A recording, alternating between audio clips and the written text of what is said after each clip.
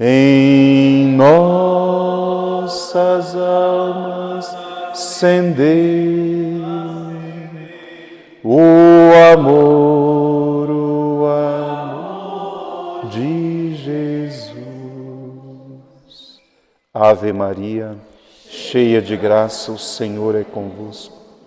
Bendita sois vós entre as mulheres. Bendito é o fruto do vosso ventre, Jesus. Santa Maria, Mãe de Deus, rogai por nós, pecadores, agora e na hora de nossa morte. Com o vosso Filho, ó Mãe Pia, abençoai-nos, ó Virgem Maria. Filhos, filhas, quem veio na missa do primeiro sábado do mês de janeiro, durante o sermão, durante a homilia, eu ensinei para vocês sobre o chamado que Nosso Senhor fez àquelas 3 crianças, a Lúcia, a Jacinta e ao Francisco, quando apareceu em Fátima. A Jacinta, a mais nova, tinha 7 anos, a Lúcia tinha 11.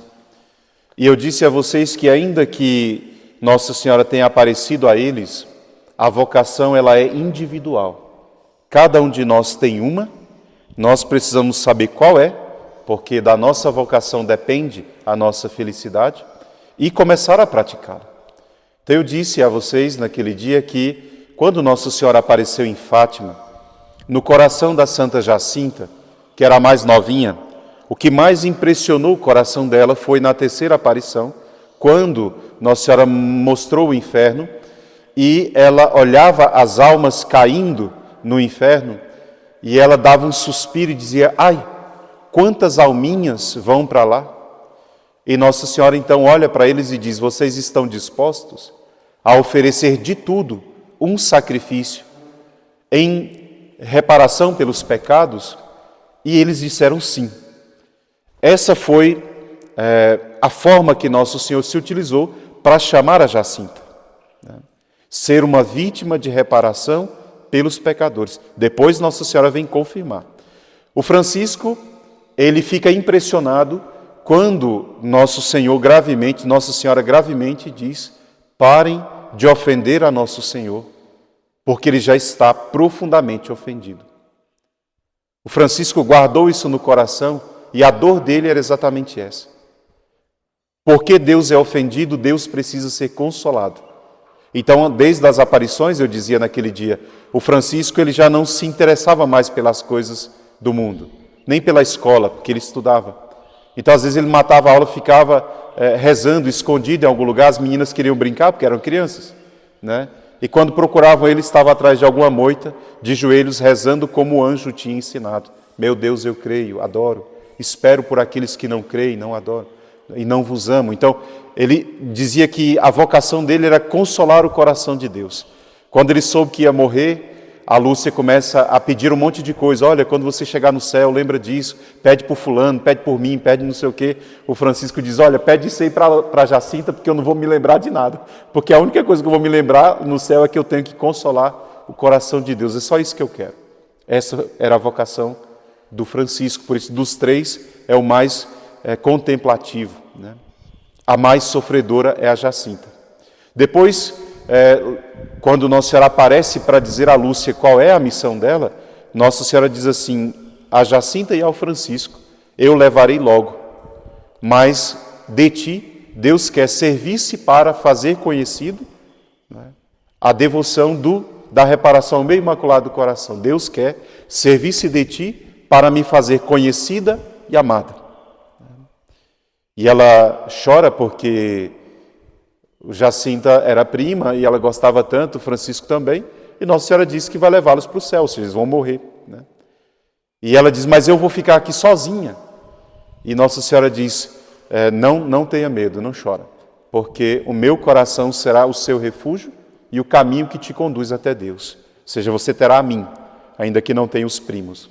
E assim se fez. Os 3 conheceram qual era a vontade de Deus a respeito da sua vida.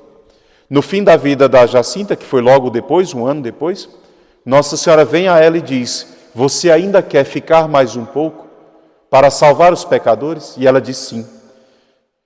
E Nossa Senhora diz, então você vai sofrer um pouco mais, você vai para um hospital e você vai morrer em meio a muitos sofrimentos. E um deles vai ser exatamente não ter a presença da sua mãe. E ela diz, mas a Lúcia vai estar? Nossa Senhora diz, também não. Mas eu vou estar. Eu dizia para vocês naquele dia que lá em Lisboa, onde tem o quartinho onde ela morreu, tem um pequeno banquinho que Nossa Senhora vinha, aparecia para ela, se sentava e conversava com ela ali, no meio do sofrimento, que ela morreu com muito sofrimento. O Francisco morreu logo também na pandemia, daquela última pandemia da gripe espanhola, e a Lúcia ficou. Interessante que eu disse a vocês uma coisa no final, que Deus escolhe e dá a vocação a cada um como Ele quer. Se fosse para escolher a mais santa, Nossa Senhora teria que ter escolhido a Jacinta. Era a mais pura, mais nova, mais santa e mais capaz de oferecer sacrifício. A mais medrosa era a Lúcia, a mais velha. A menos virtuosa era a Lúcia. A Lúcia, ela gostava de dançar. Tem uma dança portuguesa chamada fado. É como se fosse o nosso forró, mas o pé da serra, aquele antigo, que não tinha nada de impureza. E era uma dança de roda, e ela gostava dessa dança. E Nossa Senhora falou que não queria que eles dançassem mais, que era para oferecer aquilo pelos pecadores. E ela não suportava aquela penitência, porque ela gostava de dançar e tudo. Aí um dia tem lá uma festinha e ela dança, e a Jacinta vem para ela com todo vigor. E diz, mas você não lembra que Nossa Senhora falou que não era para a gente dançar? Então, a Lúcia era ainda aquela mais apegada às suas vontades. Era a mais medrosa, a menos virtuosa, a mais apegada, não sabia ler e nem escrever.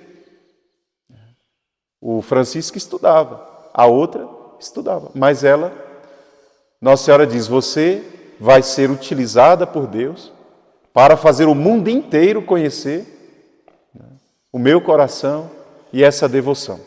Veja, eu dizia que o céu escolhe conforme os desígnios do próprio céu. Nós saberemos por que Deus nos escolheu para uma determinada vocação só quando nós chegarmos lá. Então, não adianta ficar se interrogando por quê. Você tem que perguntar o que o Senhor quer. Depois que Ele disser, você vai ter que dizer a Ele, sim, Senhor, eu vou. Com medo, como profeta, sem saber falar, se achando incapaz, como a Lúcia, não tinha nada. A primeira coisa, então, que Nossa Senhora fez foi, você vai estudar. E ela vai estudar. Ela já era velha, né? E então ela começa a se dedicar. E eu dizia também, para completar, que aquilo que Deus pede de nós, Ele nos dá as virtudes que são necessárias para conseguir cumprir. Não é que Deus pede uma coisa, nos abandona e diz, agora se vira para você fazer o que eu estou mandando, e se não fizer, vai para o inferno. Esse não é o nosso Deus. Nosso Deus nos chama, nos faz tremer na base, né? E depois diz, mas eu estarei contigo, não tenhas medo. Né? Porque Ele exige de nós um abandono, uma confiança, sem a qual nossa vida seria uma vida de vaidade, seria uma vocação vaidosa, como tantas hoje. Não precisam de Deus, são capazes de fazer sozinhos. São inteligentes, são bonitos, né? Sabem e têm muitos talentos, então não precisam de Deus. Mas os verdadeiros chamados por Deus precisam de Deus para cada coisa que vão fazer. E às vezes, como dizia uma filha minha, vai com medo mesmo, Frei. Eu falei, vai com medo mesmo, mas vai. Sem retroceder, vai. Né? E eu dizia que a Lúcia foi assim, primeiro Nosso Senhor mandou ela estudar, e ela estudou. Depois Ele mandou ela entrar para o convento, ela entrou. Depois Ele mandou ela mudar de convento, e ela mudou. Para que ela estivesse exatamente no lugar onde isso fosse possível, dentro de um Carmelo. A única coisa que ela podia fazer lá era escrever, ela não podia pregar. Poderia ter entrado numa congregação de freiras que prega e sair pelo mundo pregando a consagração, não. Nossa Senhora se utilizaria exatamente da maior fraqueza da Lúcia, a maior incapacidade, para provar que era ela mesma que tinha aparecido e mandava a mensagem. Qual foi a prova? Escrever. Os escritos da Lúcia, um dia, queira Deus seja santa, os escritos dela são altamente elogiados com a capacidade literária de escrita, né, poética também, dela descrever e manter a coerência do que ela descreveu. Porque é muito difícil. Você ter que repetir 1 milhão de vezes a mesma coisa, contar, né, aquela coisa de forma clara, para que todo mundo entenda. A Lúcia foi interrogada uma centena de vezes, ela viveu 95 anos. Nossa Senhora diz, ainda por algum tempo, ela queria, ainda por algum tempo foram 84 anos. Ainda por algum tempo de Deus, olha lá, Deus pode chamar e falar, não, é só um pouquinho. E esse um pouquinho durar 100 anos. Porque um dia para Deus vale 1000, né? Então, se você acha que está demorando demais, que sua missão é muito longa, não sei o quê, fica tranquilo, porque para Deus é só um dia. E ele faz isso com ela. E ela então começa a estudar e começa a escrever. Escrever. Nós só conhecemos as aparições de Fátima, nós só conhecemos as mensagens que hoje o mundo inteiro conhece por causa da Lúcia. Não foi por causa da Jacinta e do Francisco, eles morreram um ano depois. Acho que a Jacinta nem sabe escrever ainda. Foi por causa da Lúcia. Eu dizia aquilo para poder dizer assim, quando Deus quer, Ele nos chama, e quando Deus nos chama, não precisa dizer não. Nosso Senhor tem as condições de nos fazer cumprir a missão. E concluir dando um exemplo na vida de São Luís Maria Grignon de Montfort, esse que nos ensinou a santa escravidão de amor, como era a missão dele.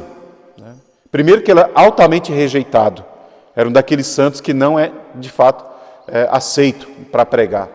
E aí o que ele tinha para fazer a missão dele? Ele não tinha um grupo de música, ele não tinha uma equipe de pregadores e uma equipe de produção de eventos, né? Como hoje tem. Então o que ele tinha?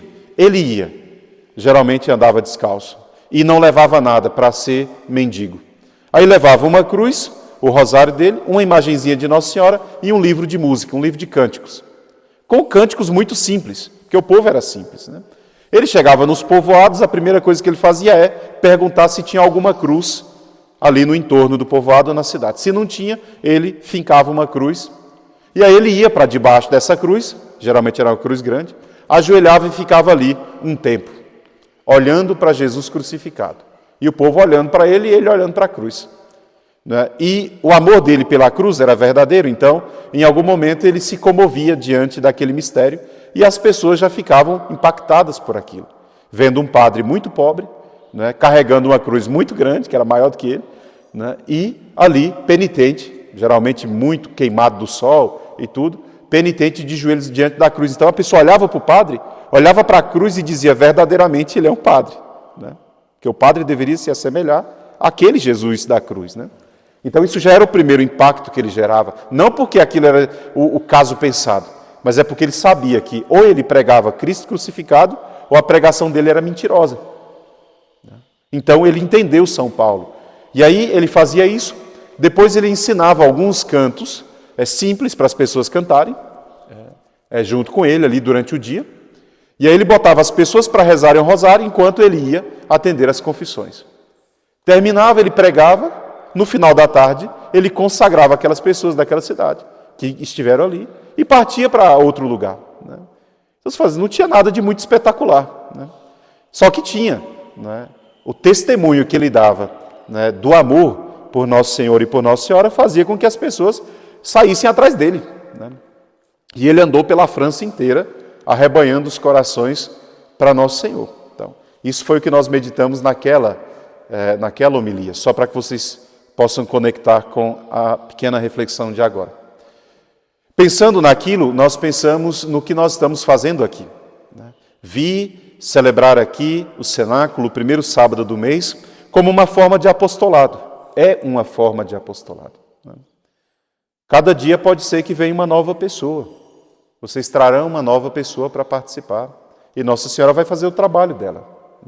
Vocês façam o de vocês, que ela vai fazer o dela. O de vocês é exatamente trazer essas almas. Mas como conquistá-las para trazer? E aqui nesse ponto importa, porque eu queria refletir rapidamente sobre uma coisa que eu vejo com muita gravidade hoje, quando a gente fala de apostolado.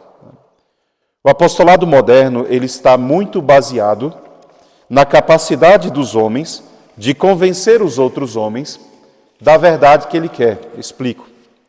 Tem um bispo que escreveu uma obra muito bonita chamada Alma de Todo Apostolado, que ele diz assim, nós estamos imbuídos de um americanismo no nosso apostolado católico. O que é americanismo? É esse show pentecostal protestante. Esse tanto de luzes e brilhos e técnicas de persuasão e PNL e neurolinguística para poder aprender como usar as palavras corretas e as frases corretas para impactar e convencer as pessoas. E nós não sabemos mais dizer com clareza se o nosso apostolado ele é fruto de uma obra do Espírito Santo ou se ele tem sido fruto de uma obra humana por causa da participação desse tanto de coisas dentro da evangelização católica. E aqui, de forma nenhuma, eu critico quem tem o dom de cantar e fazer o show. Aqui eu estou falando não do show. O show católico é maravilhoso, pode fazer sem problema nenhum. Estou falando da evangelização católica. O show católico toca católico, não católico, espírita, protestante, todo mundo pode gostar. Música é sempre bom. Não quer dizer que essa pessoa vai se converter, né? Então, tem católico que ouve música protestante e adora. Tem protestante que ama música católica e nem por isso se converteu. Estou falando da evangelização que converte as almas para Deus. Não de um show que reúne 50 mil pessoas. Eu vou achar que eu, num show, converti 50 mil pessoas. Seria muita vaidade da minha parte. Nem São Pedro, que recebeu o fogo do Espírito Santo no Pentecostes, converteu 3 mil. Numa cidade que talvez tivesse 200 mil na época da festa. Então não é que esses shows são maravilhosos e tem que continuar acontecendo. O mundo faz, nós temos que contrapor. Mas eu não posso me convencer de que aquilo foi o canal da conversão de 50 mil pessoas, né? Seria realmente uma grande presunção da nossa parte. A evangelização, o apostolado católico, é aquele momento em que uma alma é tocada e se converte para Deus. Aquele momento exige da parte de quem faz o apostolado algumas coisas. E certamente não são as coisas temporais, não são as coisas humanas. Então agora vamos alugar o som que tem uma capacidade de reverberar tanto a frequência, vai chegar lá na pessoa que está lá não sei aonde, que agora vai. E Jesus, na verdade, estava pregando sem microfone.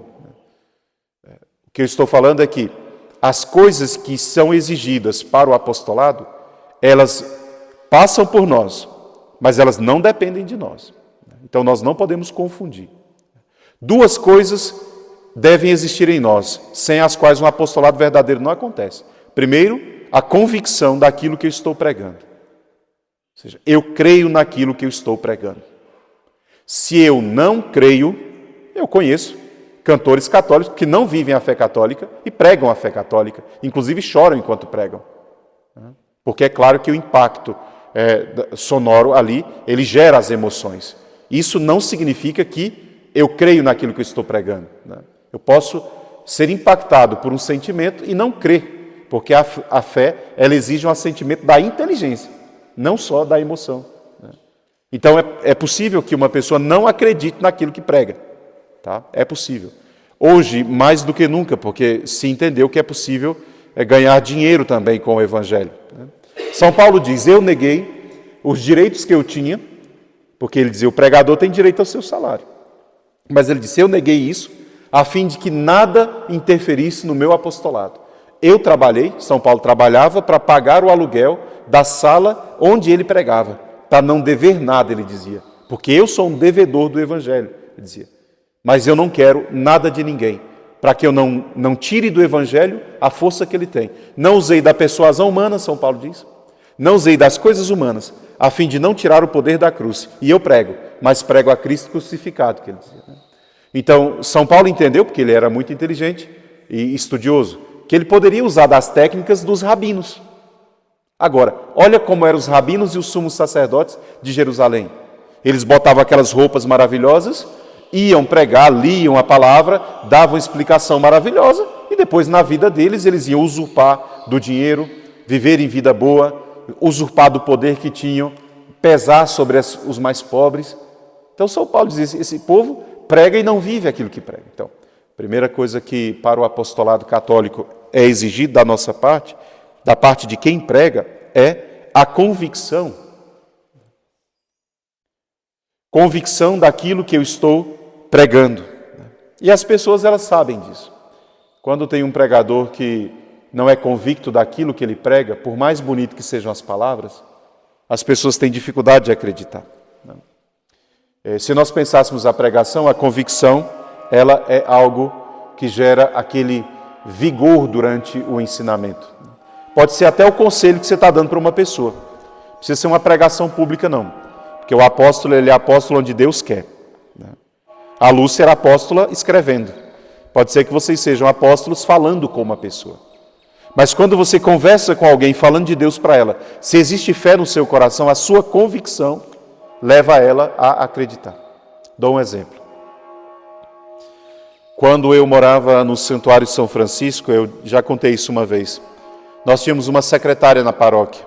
Eu tinha acabado de chegar, não conhecia ela, e celebrava uma determinada missa no domingo. Então eu fazia homilia, pregava e tudo, e aí de vez em quando eu via que ela colocava a cabeça para dentro da igreja e depois tirava a cabeça. Porque essa mulher não entra na igreja para escutar a missa, né?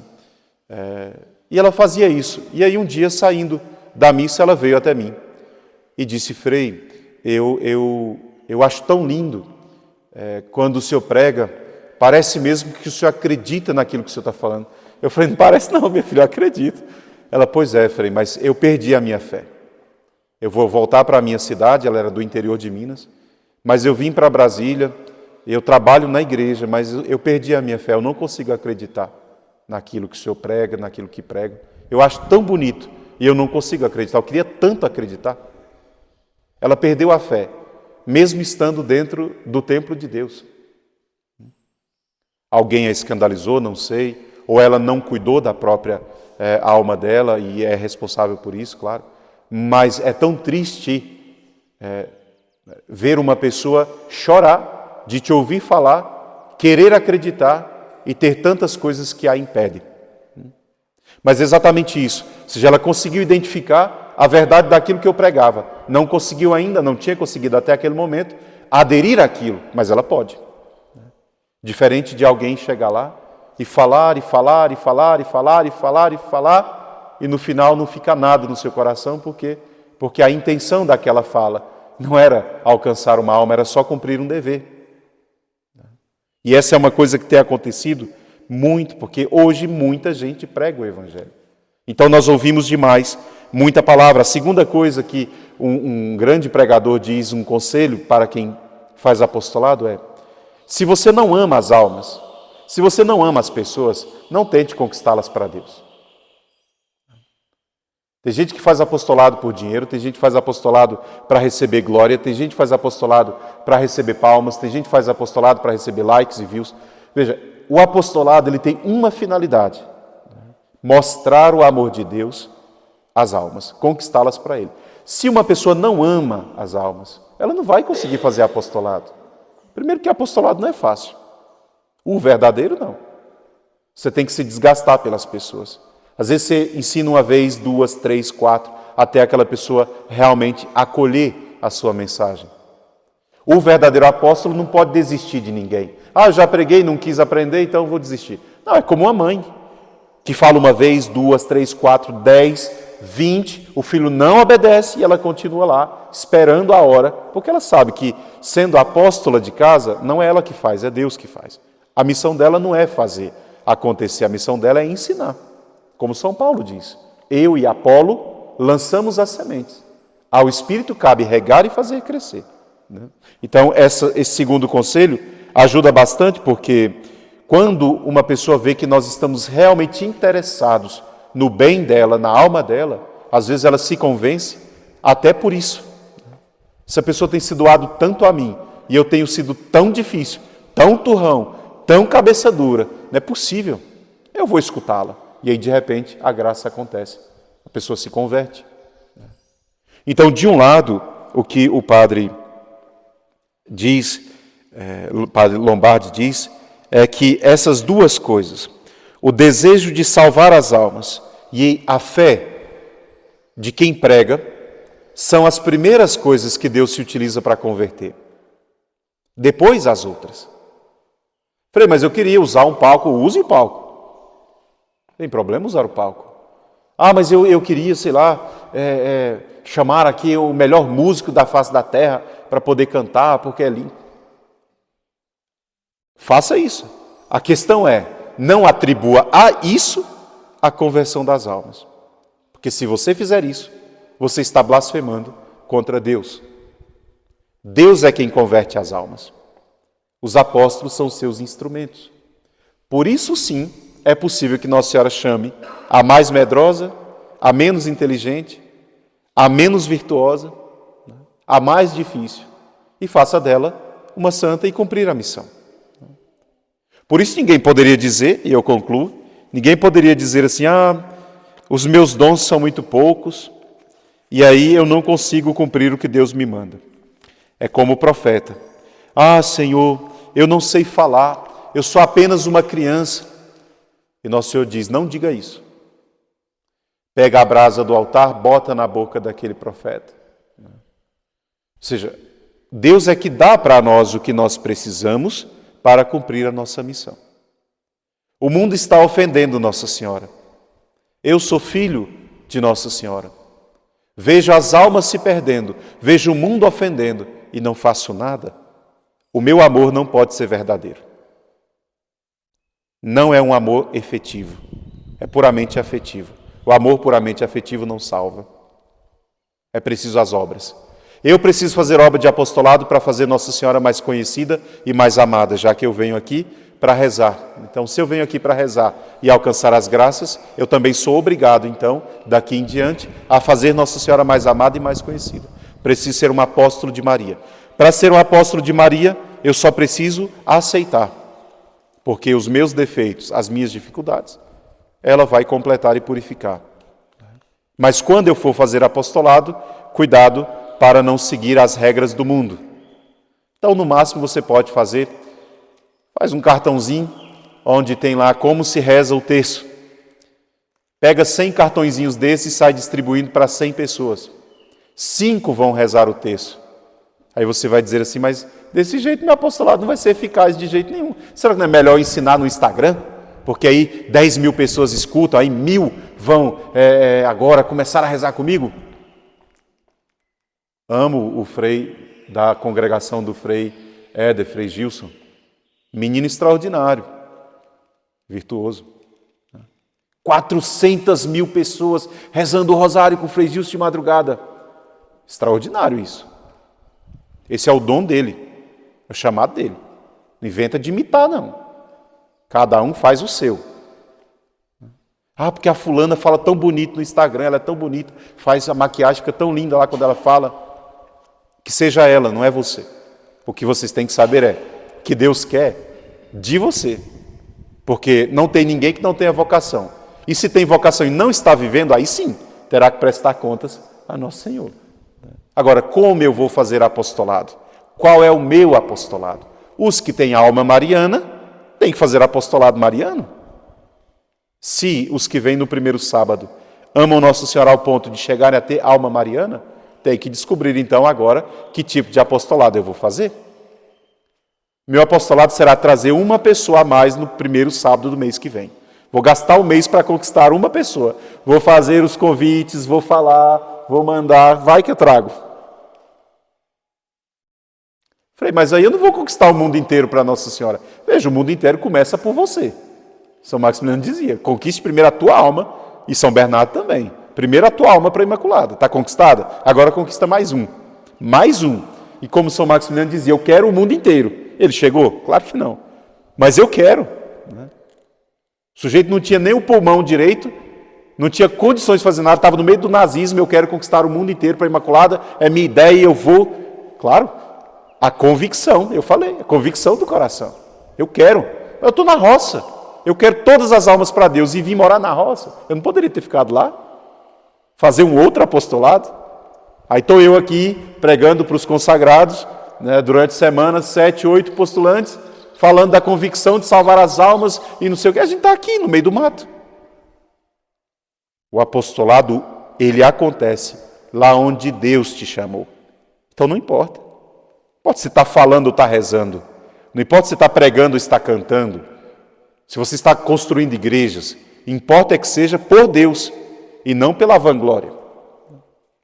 Nosso Senhor instrua o coração de cada um de vocês para saber o que Ele quer de vocês. Louvado seja nosso Senhor Jesus Cristo. para sempre seja louvado. Sua Mãe Maria Santíssima.